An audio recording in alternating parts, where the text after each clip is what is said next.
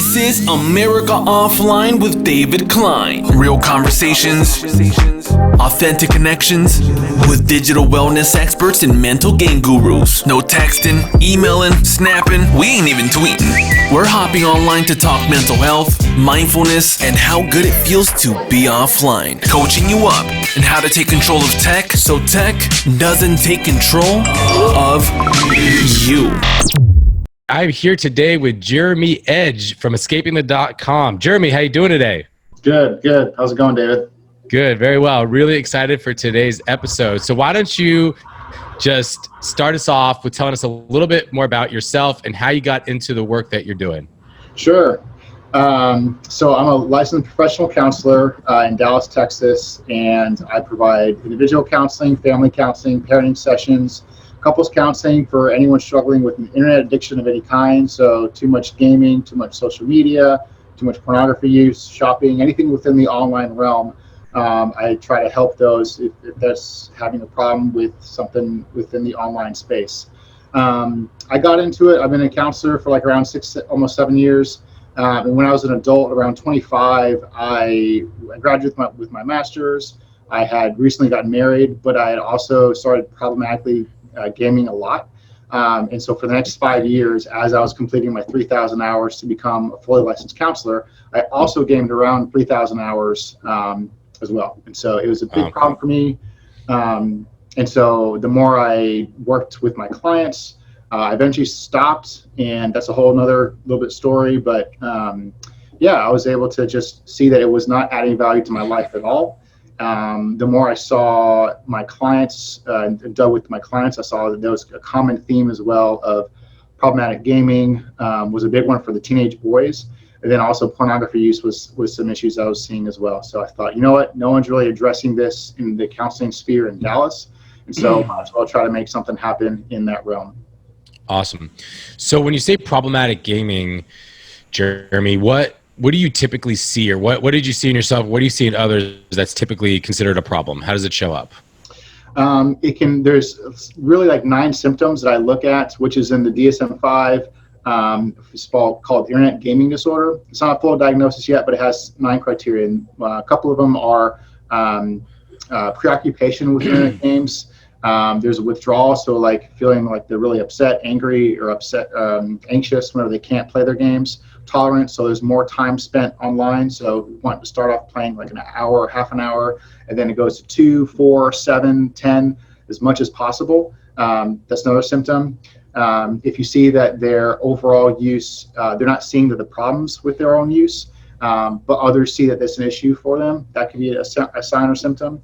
If they're using this to escape either a negative situation or relationship, that's another symptom.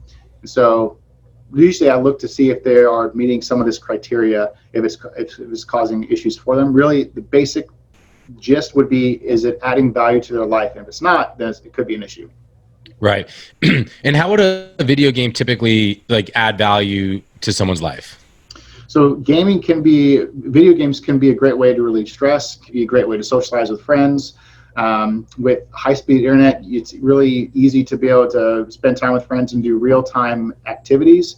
Instead of going out and playing basketball, you can go online and build a fort together, or be able to conquer something together. So it could be a really fun way to socialize and to relieve stress. It could be a good hobby.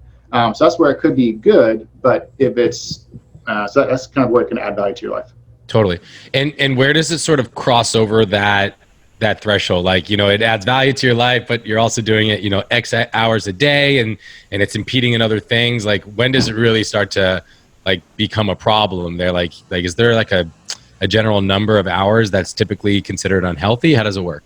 Yeah, it's a good question. So hour-wise, probably no more than like 2-3 hours a day or so. I mean, because if you're having a well-balanced life, then you're not going to be able to have enough time to devote more than that. Now, if you're trying to be a professional gamer, if you're good enough where you potentially could be in that sphere, then it's okay. It can be justified to be able to play a lot. But really, for the normal person who's not very gifted, or this a small, minute percentage who is able to be a professional gamer, probably no more than a couple hours a day or so is the number. Yeah. what if I'm sure you've probably seen a kid before, Jeremy, that's coming in and is like, I want to be a professional gamer. And like how do you guide that child and the parent, and like, you don't want to shatter their dreams, right? But also it's like, I think most parents would be like, I don't really want my kid to be like aspiring to be a professional gamer. Right, and so like, right. how do you navigate a situation like that? Yeah, so that's a good question. So I actually had a client who came to me and was like that. So the way I compare it to is like any other sport. If you have a 5'5" white kid coming to you and said, hey, I want to be the next LeBron James, he's probably never going to be able to play basketball. He's just practically, right? He's 18 years old and he can't jump. He's not really good at his shot. He has the desire, he wants to, but he's probably never going to be able to be the few that are able to make a profession of that sport. And so I feel like it's the same thing with gaming. This kid could say, oh, I really want to, I really enjoy it, it's really fun. But if they're practically not very good at the game, or they're never going to be able to play at the caliber that professional gamers are playing at, then that's where I would look at it. There's millions and millions of gamers, a very small percentage who actually are able to compete at the high level. And so practically I would have a conversation with the kid of, okay, honestly, like, are you good? And then like, I see, if they're ranked and whatever, right? And if not, then okay, this could be a hobby. If you do want to be a professional gamer, then be able to figure out how you can still have a well-balanced life. You don't have to completely throw away your education, your relationships, just because you want to pursue this. Yeah, it's interesting. So like you're saying that like in some ways you might like look at like their stats or like their kill ratio or something like that, and then like that's kind of weighed into the process potentially. Yeah. I mean, seriously, people are able to make a lot of money. Ninja is the king of Fortnite. He plays a lot of Fortnite. He's able to make like $5.4 million. Like last year, that was his quoted income. That's absurd. Yeah. Wow. Yeah. And so people can make a lot of money by being a professional streamer or on a professional gaming team. Mm-hmm. And so it is legitimized, but it's really hard to sometimes see if like this kid is legit or if they suck, basically.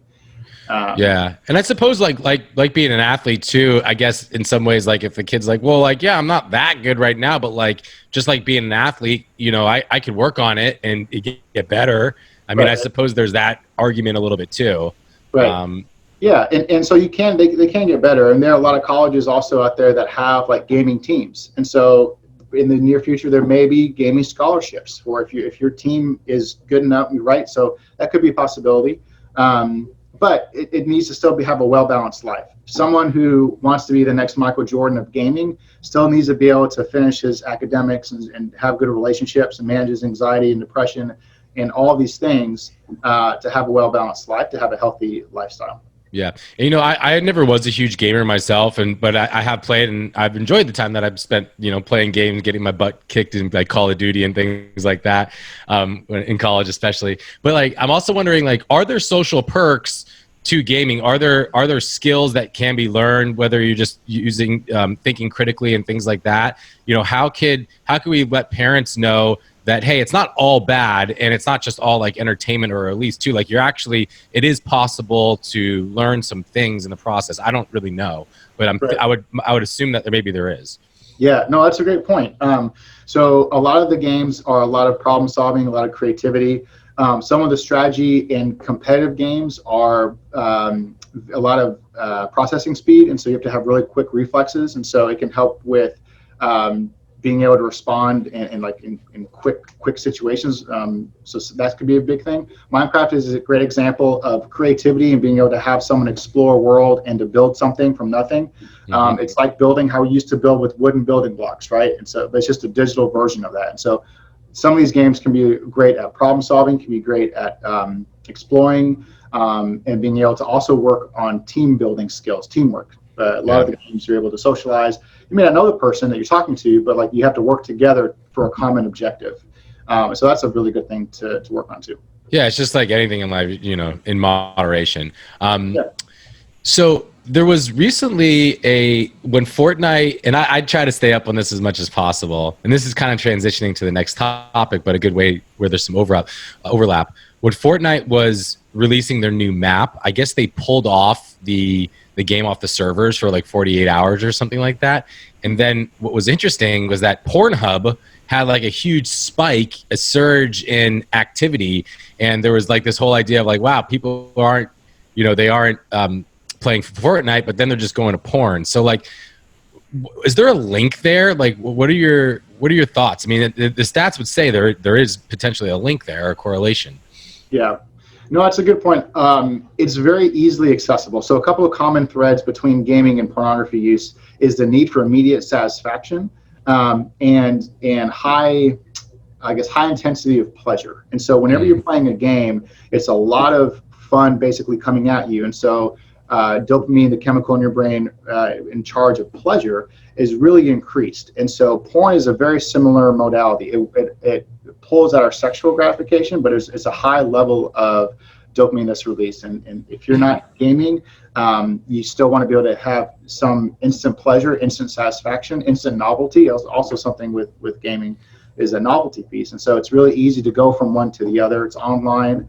And so it's a really easy kind of common thread there. And also, another common thread is escapism. So people can try to play games to escape a negative relationship or a situation. Same thing with porn, where if their spouse is just bad or they're not in a good relationship, or the relationships around them are just not good, they can try to use porn as a way to satisfy and to self-soothe because their real-life relationships aren't very good. Yeah. So with kids, they're getting access to these devices earlier and earlier, and there's many parents that are very mindful and aware, and they're putting the controls on it. With that said, there's a lot of really smart kids out there that'll find ways to bypass it. Now, tell me, Jeremy, is pornography like similar to video games in that, like, you could do it in moderation, or like how do you deal with like young kids that are using pornography? Like how do you approach that? Yeah, so that's a good point, where honestly I feel like with gaming and social media, it can be something where moderation can be fine. Pornography I don't think is a good thing to do at all, for a couple of reasons. One, it objectifies the person and or people that you're looking at, and there isn't really a real relationship happening. Sex and intimacy is a product of, I feel like it's a product of a healthy, intimate relationship, real relationship. And when you are just the receiver in being satisfied with exactly picking and choosing exactly what you want, it's an unhealthy expectation.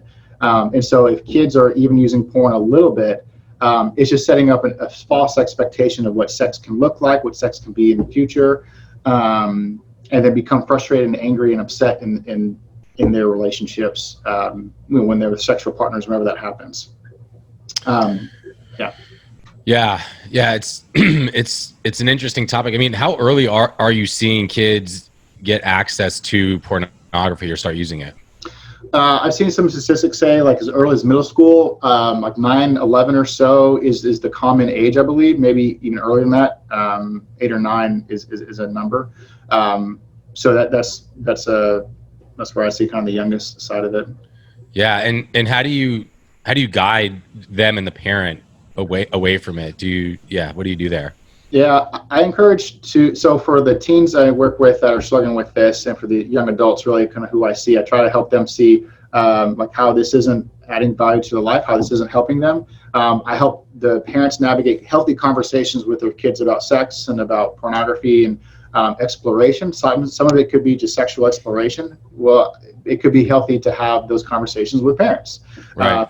And so to just open up the dialogue about it, basically having the talk, but having the talk about porn. So that way it's not taboo to talk about. But yeah, I would help the parents navigate those conversations. Practically, it can be something where you can put filters on the technology, so they're not able to access adult content, but really just having the conversation, helping them understand why they shouldn't look at porn all the time. Right, totally.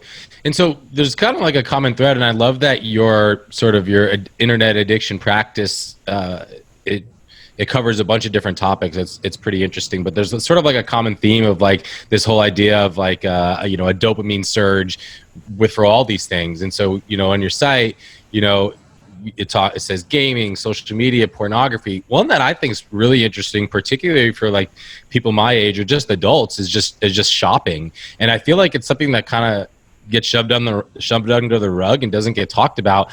And it's so easy now because we have access to Amazon, right? And it does feel good to like just buy something and have it show up the next day. Like I should actually relate to that a little bit. But can you just open up the book a little bit on shopping? Maybe not just addiction, but just shopping. Using shopping as a way to fulfill a need or to feel good.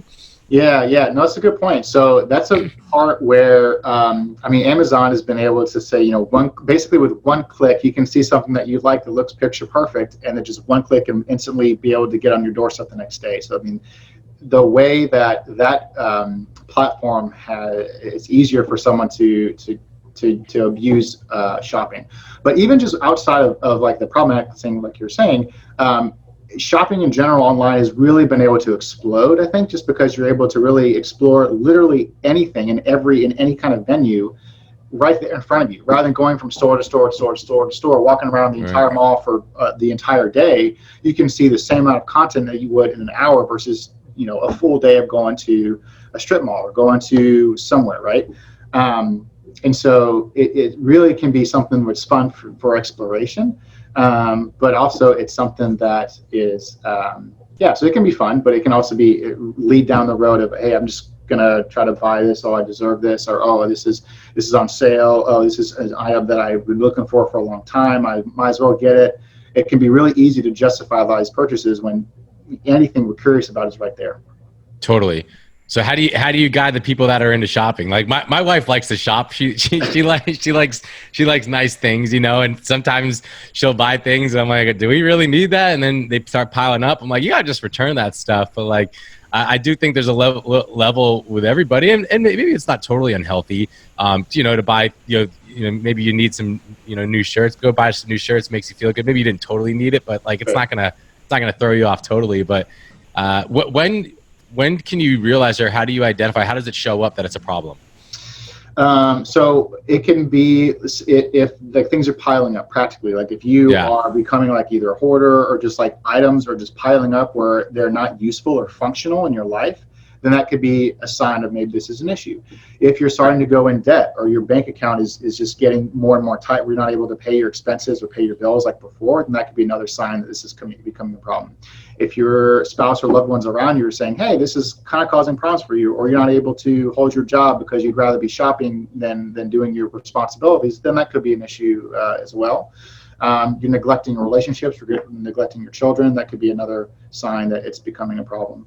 Yeah. Is there like a natural replacement for shopping? Like, I think about like social media and like people like they use social media because they want social validation. They want to connect with their friends. So it's like, all right, like, why don't you connect with your friends in person or, things like that. It's like a good replacement. Is there something that comes to mind as like a really good replacement for shopping?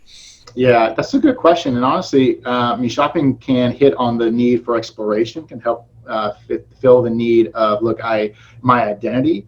And so something that can be done is trying to find more validation and just pride in who you are as a person, character-wise, rather than an item. Maybe so part of the, someone shopping to be able to find validation in, I look a certain way because I have this item, or I feel a certain way when I get this item, rather than to turn it on. Look, based on what I have, I can be really content and have more of a character. The character side of it can be maybe more something to focus on. The activity, though, could be exploration. It'd be honestly just going out and window shopping, right? If you're going to go out, maybe you like items. If you are able to go out with friends and be able to make a social time of it, and maybe explore, different things in the real world, but not able to go in and shop, like leave your credit cards and cash at home, so like you're not physically able to buy anything. That could be something maybe to do. Yeah, I guess if it's like really bad, just go to like buy stuff from stores with like good return policies, right? Yeah, and you say, go spend it all, and then you just like kind of go and return it or something like that. Just like sort of replicate the experience, but not actually, and even go through it a little bit. But I guess it doesn't really get at the root of the problem per se. Right. Yeah, and something like that, it could be interesting. Each person could have a different desire of what's causing them to shop. And so it could be obviously good to explore what's causing that and the root of that. Again, if it's legitimate addiction, it's probably not good to be able to flirt with shopping, right, by going to a real store. But if it's something where, like you see, it's an issue, going out and getting some fresh air and doing something that is exploratory could be fun. Taking a vacation could be fun too, kind of something like that. Yeah, totally. So this has been fun so far because we're kind of just like breezing through some new topics that haven't really been explored on the podcast. I think what you're doing with your work is super unique because I actually haven't really seen many people that are going into these topics and these issues. You know, one that's really interesting to me that you have listed on your site, Jeremy, is gambling. And the first thing that comes up for me is like all my buddies, like we all love sports. We're always watching sports, and my whole upbringing, I mean, we were gambling on everything. Like, $10 who can get to that pole quicker, like playing a pickup game of basketball, like whoever loses pays for lunch. Like we were just doing it all the time. So it's kind of in my blood. For some reason, and then we started getting, there's like the big poker boom, right? Like everyone started playing poker. And so that was a big social thing for us. And I actually thought it was quite healthy. And a bunch of me and my friends, we actually became pretty good at poker. One of my best friends, he's actually one of the best online poker players and just poker players in the world. He's done really quite well for himself. But now, I for some reason, I haven't continued to gamble on everything. But a lot of my buddies have, and I wouldn't say that they're necessarily their lives are in disarray, but like I do feel there's a little bit of a level of like, hey, like I can't even like watch Sunday football unless I have fantasy football riding out, or I can't even watch the Monday night game unless I got some money riding on it. So like, let's just, I kind of want to explore this for a little bit because I think it's interesting, but let's talk a little bit about like sports gambling. Sure. I mean, that's a huge issue, and I'm sure the internet itself is just making it that much more accessible.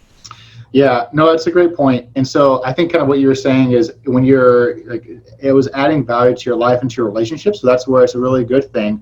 But when gambling is getting in the way of being able to enjoy either like the natural world around you, or that has to be at play to be able to enjoy some entity, and that could be something that to look at, hey, maybe I should, maybe take a step back of this gambling thing, or, what's really my desire of why I want to gamble? Is it something where I really legitimately need money, or is it something that is just, scratching an itch that I have, the gambling side of it. So, I mean, it can be something that is easily a problem, or it can be something that is hey, it's something fun, something to do on the side.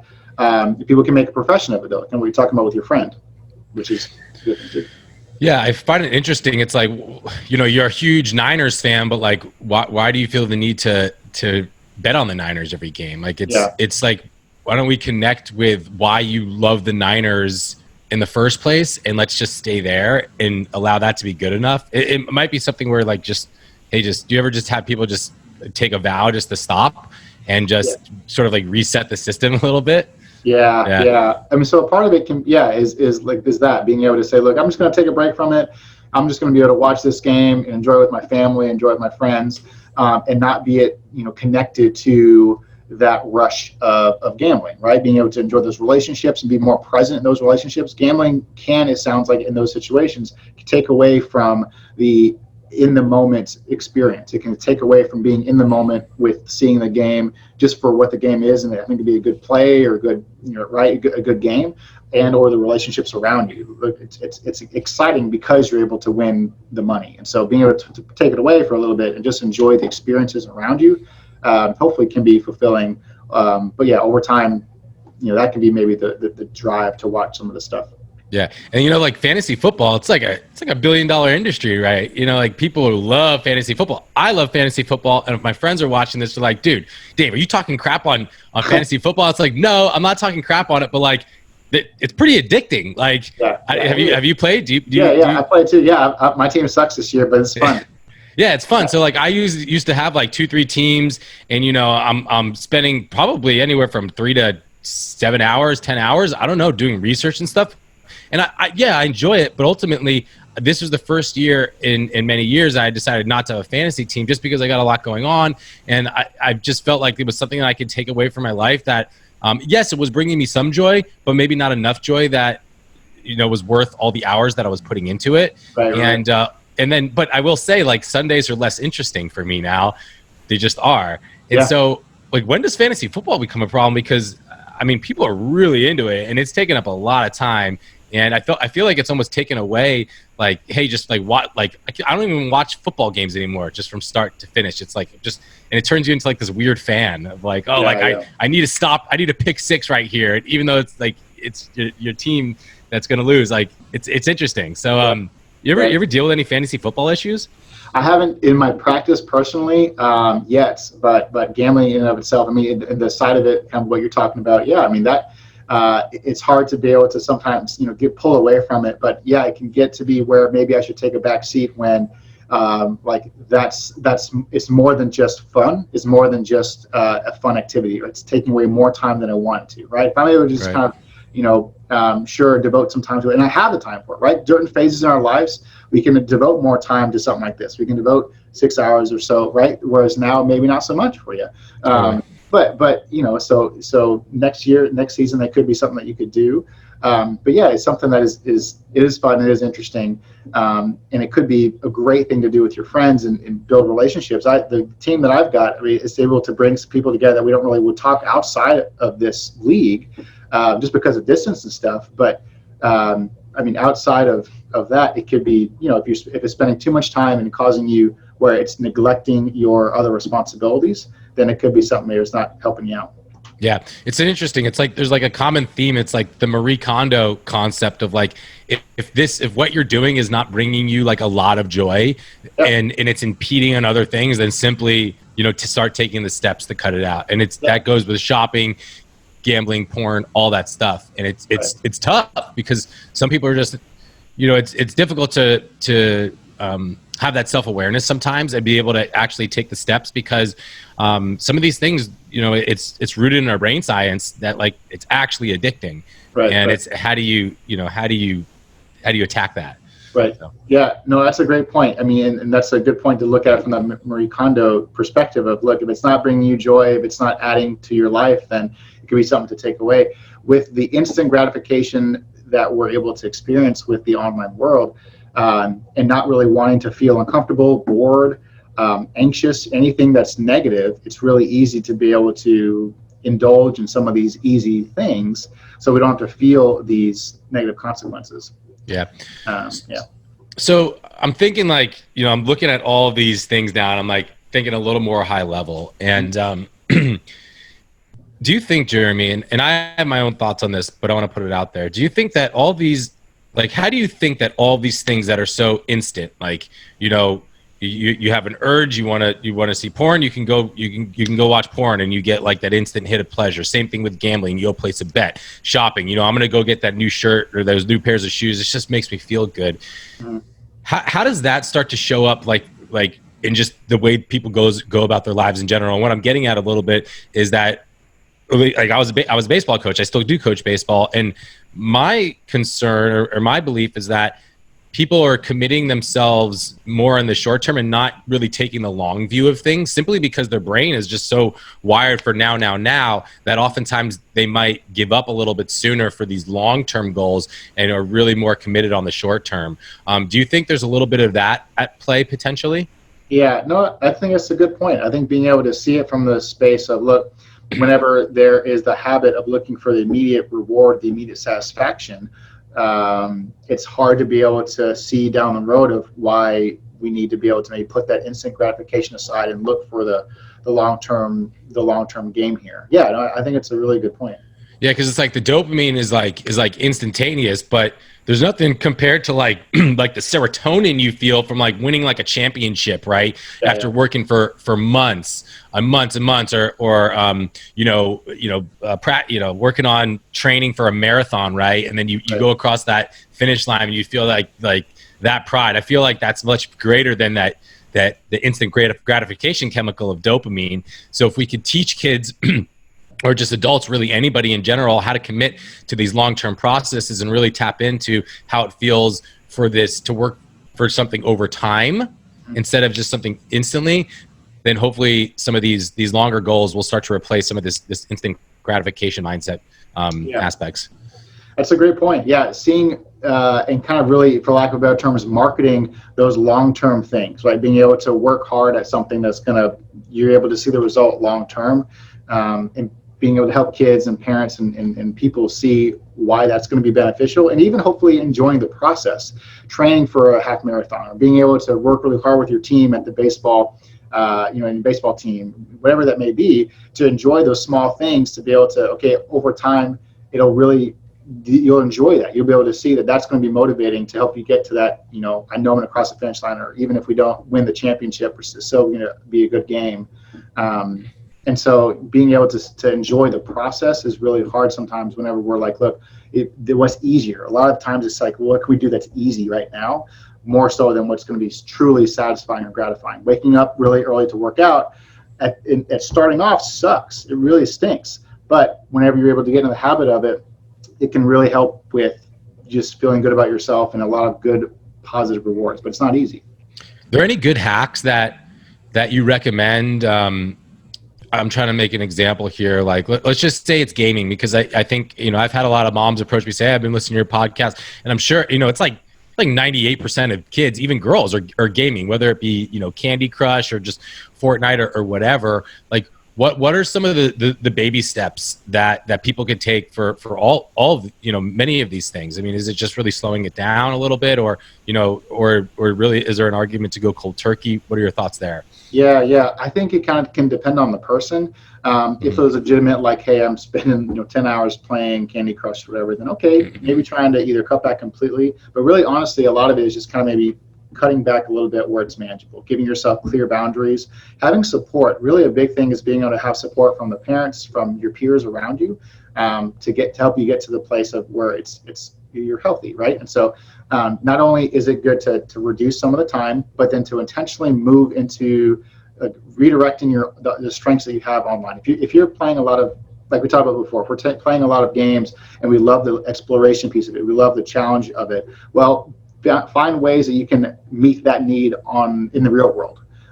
If you like the Candy Crush side of it because it's just fun, bright lights, being able to find something that's fun and entertaining, in the real world, to supplement that time could be good. But practically, it can be taking some time away, but finding something else you enjoy that is in the real world. Yeah, and I think a lot about just like the general culture, and like if all the kids are online gaming and your kid's 11, like you're gonna want to do it too. Yeah. So it's like, how do we start to shift this culture? Like how do we create more free range kids where there's neighborhoods of kids playing outside again? I drive a lot around my own hometown, and the streets are empty, and it's sad. And I'm just like, where are they? There used to be kids everywhere, and it's like, how do we compete with Fortnite on a 72-inch plasma screen with wall-to-wall carpet? Like, what's it going to take for this climate of digital dependency to change? Honestly, I think it is systemic, and what that can look like is just the culture to be able to help shift and look. What's important isn't to be able to just do what we enjoy. A lot of the times, I think it can be a separate life where parents are doing their own thing, and it's a separate life than their kids. And so kids are able to spend a lot of time playing Fortnite because there isn't really any interaction from parents to kids. And so if as a culture, the parents are able to, and the family is able to come together and say, okay, we can have some time to do your own thing. You can play Fortnite with your friends, but then let's go out and let's do something. Let's go out intentionally, like play basketball, or let's get together. And if all the parents, that was the norm, to be able to say, we can have some online time, that's not going to go away, but to really see the value in some of these other activities that we've been taking for granted. We take for granted, going outside and all the good of going outside and playing. And so being able to hone in on the benefit of that, and parents enforcing and then putting boundaries up where kids, when kids aren't able to make the healthy choice of let's put down the game and go outside, to help make that happen. Okay, you can have your game time, but we need to also do something else too. Back when we were growing up, there wasn't a choice to do Fortnite or go outside. It was like, basically, look, you go outside because that was all you did to have fun. That's all you had, yeah. Exactly. Right. And so now that there is the choice, like, look, let's help get to that place of this is good to have, but not only that. Yeah, there was a funny like meme or something I saw online, Jeremy. It was like 1990, like you get in trouble they lock you in your room.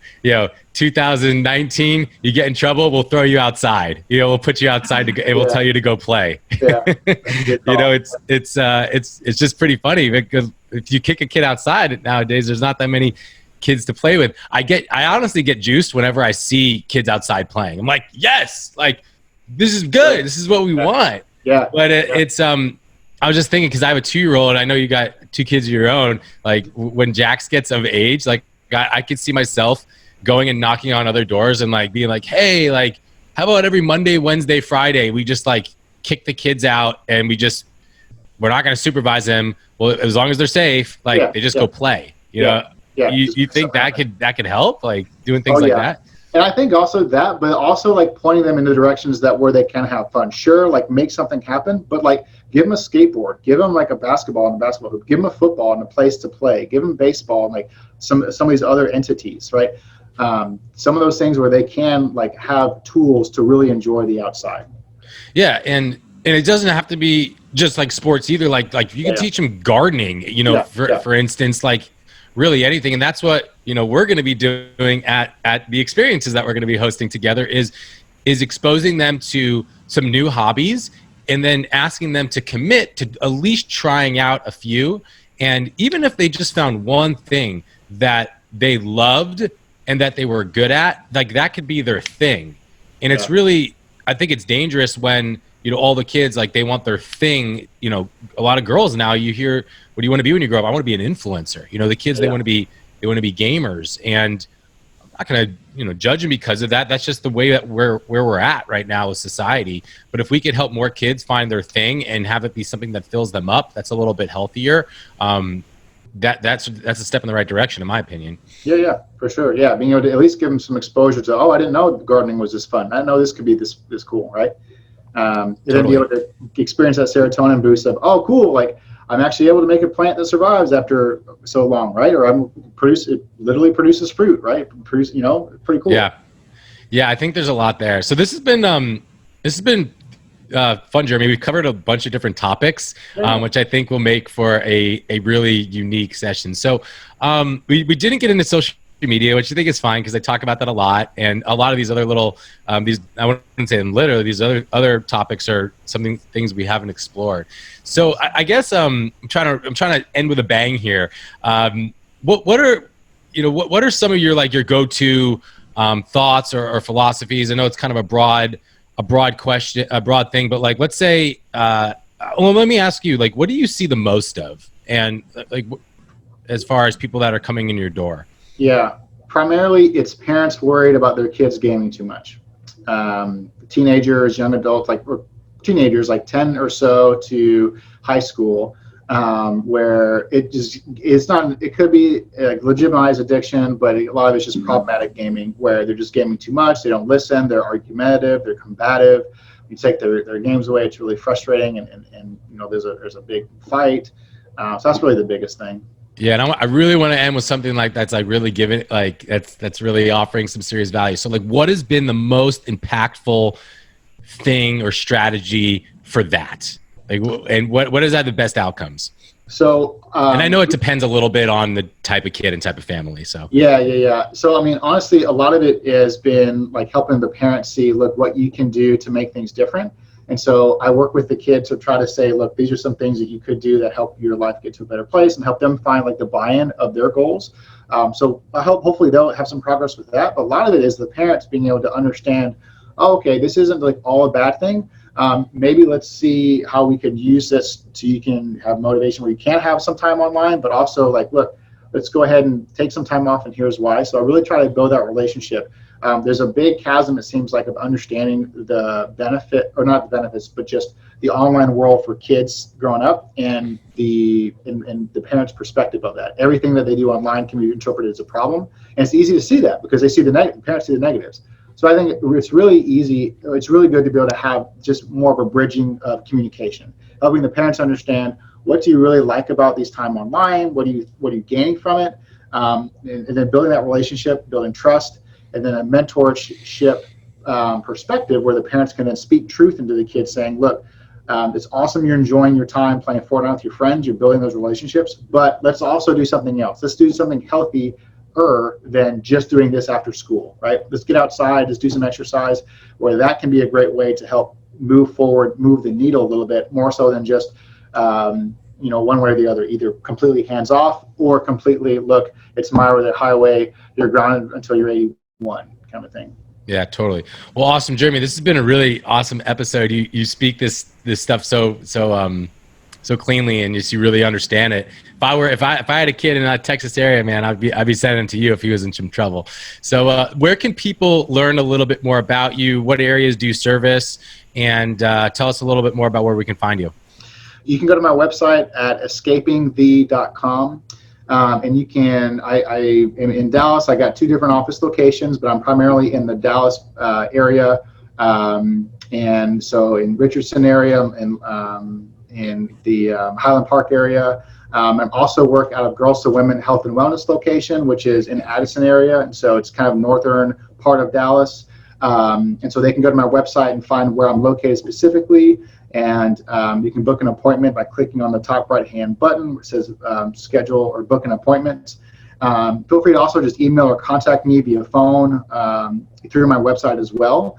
I'd love to be able to talk with you more. I can offer a free consultation if you have any questions about what if there's any issues with the online use. And I have also a free resource. It's a self-help guide of 7 tips to treat problematic internet use. And so just being able to sign up through my website, you can have that free PDF form that goes in specifically what they can do without going into counseling, without going into anything else. These are 7 tips that I've seen to practically help someone get from problematic use to just a healthier existence. Awesome. Because I get a lot of listeners that are in Northern California, do you ever do remote counseling like what we're doing? Is that possible? I do, but unfortunately it has to stay in Texas. I do online counseling just because of the licensure, because of I'm not licensed in California. Unfortunately, I can't do that, but I can help set someone up hopefully with a counselor in California. Cool. Sounds good. All right. Escapingthe.com. Yep. Jeremy Edge, thank you so much for being on the show today. It was a lot of fun, and we will definitely be in touch. And make sure you guys check him out online, particularly if you're in Texas. He's got some great resources on his site, and as you heard, he knows this topic extremely well. So if you have issues, he's your guy. Thanks, David. I really appreciate the opportunity. Doing a great work. American Offline is going to be a really, really awesome camp. Just help a lot of people. So thanks a lot, man. Awesome. Thank you, Jeremy. Appreciate it. We'll talk with you soon. All right. See you. Take care. If you enjoy the show, please make sure to subscribe and give us a rating and review on iTunes. You can also connect with us at americaoffline.info for more great content and to register for upcoming events. Thanks for listening. Now it's time to get offline.